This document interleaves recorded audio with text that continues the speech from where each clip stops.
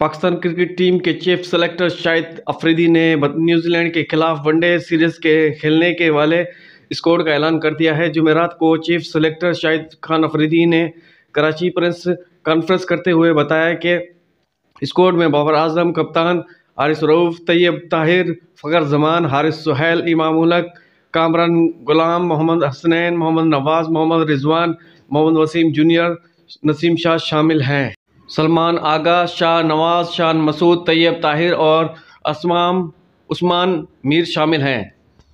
शाहिद अफरीदी ने कहा कि फ़खर जमान और हारिस सुहैल की जानिब से मुकम्मल फिटनेस हासिल करने पर इन्हें खुशी है।